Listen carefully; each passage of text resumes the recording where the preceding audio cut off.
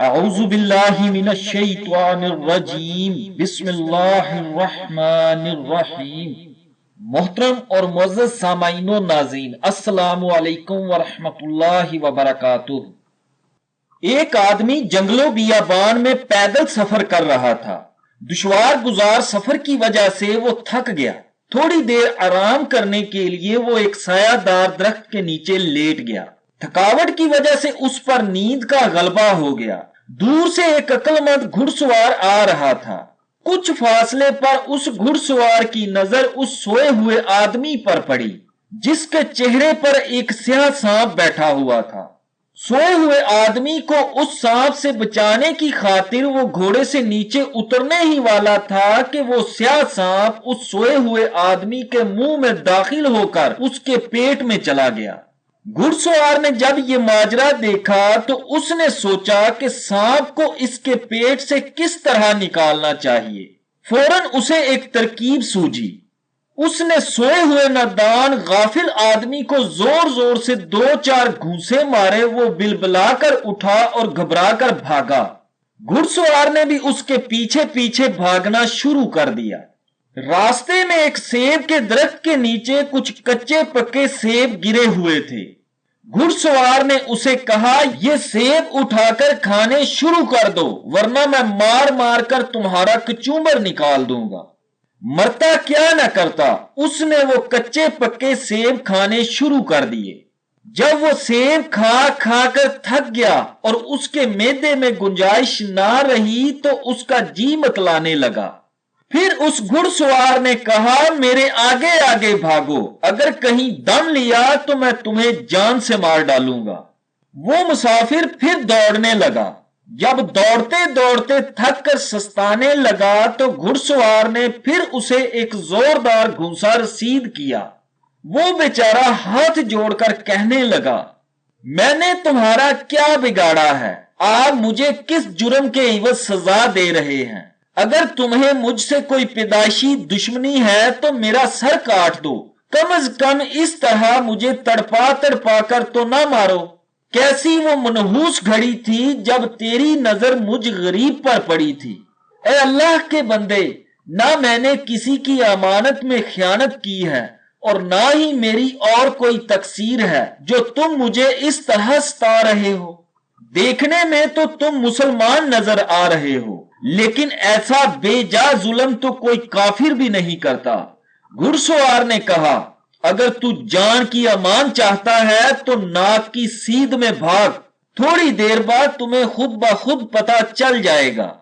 وہ روتا آہوزاری کرتا اور اسے بد دعائیں دیتا ہوا پھر بھاگنے لگا۔ سیبوں سے معدہ پر تھا، اس طرح بھاگنے سے اس کا دل متلانے لگا اور وہ بھاگتے ہوئے منہ کے بل گر پڑا اور کہہ پر کہہ کرنے لگا۔ آنن فانن سارا کھایا پیا باہر آ گیا۔ اسی سے وہ سیاہ سانپ بھی اس کے پیٹ سے نکل آیا۔ جب اس کی نظر سانپ پر پڑی تو وہ خوف سے تھر تھر کانپنے لگا۔ چند لمحے پہلے جو اس پر تکلیفوں کا پہاڑ گرا ہوا تھا وہ ساری تکلیف جاتی رہی۔ پھر وہ بے اختیار اس عقل مند گھڑ سوار کے قدموں میں گر پڑا اور گڑ گڑا کر اپنے کہے سنے کی معافی مانگی کہ تو میرے لیے رحمت کا فرشتہ ثابت ہوا ہے۔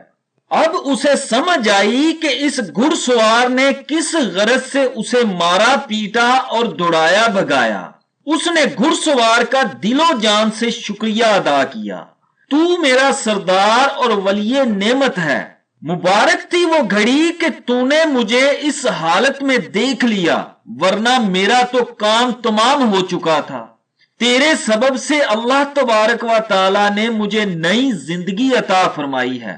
افسوس کہ تو مجھ پر ماؤں جیسی شفقت کر رہا تھا اور میں تجھ سے گدھوں کی طرح بھاگ رہا تھا۔ اے اللہ کے نیک بندے، اگر مجھے معلوم ہوتا کہ تو دراصل میرا بہی خواہ اور محسن ہے تو میں اپنی زبان سے بےہودہ بکنے کی بجائے تیری تعریف میں رطب اللسان ہوتا۔ تیری خاموشی نے مجھے غلط فہمی میں مبتلا کر دیا۔ اگر نیک بخت تو مجھے حقیقت حال سے آگاہ کرتا تو میں اپنے محسن کو ایسے برے الفاظ سے یاد نہ کرتا۔ घुड़सवार ने कहा, अगर मैं उस बात की तरफ जरा इशारा भी कर देता कि तेरे पेट में सांप चला गया है तो उसी वक्त दहशत से तेरा पिता फट जाता और तू अपनी जान से हाथ धो बैठता। उस वक्त ना तुझे कच्चे पक्के सेब खाने की हिम्मत पड़ती और ना ही कह का तरीका सूझता। गमख्वार मदनी ताजदार सल्लल्लाहु अलैहि वसल्लम ने फरमाया, अगर उस दुश्मन का हाल जो तुम्हारे अंदर छुपा बैठा है खोल कर बयान कर दूं तो बड़े बड़े बहादुरों के पिते फट जाएं और किसी को ना रास्ता चलने का होश रहे और ना किसी को काम की फिक्र। नाज़रीन गिरामी, इसमें यह दरसे हयात है कि जिस चीज को तुम जहमत समझते हो शायद वो तुम्हारे हक में रहमत हो। दाना दुश्मन नादान दोस्त से बेहतर है। तालीमो तरबियत के मामले में वालिदैन और उस्ताज़ा बच्चों पर जो सख्ती करते हैं वो बच्चे के हक में बेहतर होती है, मगर बच्चा नादानी और बेखबरी की वजह से उस सख्ती को जुल्मो सितम और ज्यादती समझकर अपने मुस्तकबिल की राहों को तारीक कर लेता है। जब वक्त गुजर जाता है तो फिर ये ऐसी दलदल में फंस जाता है कि एक पांव निकालता है तो दूसरा फंस जाता है। अल्लाह तबारक व तआला से दुआ है कि अल्लाह पाक हमें दानाई और हिकमत की बातों पर अमल करने वाला बनाए। आमीन सुम्मा आमीन।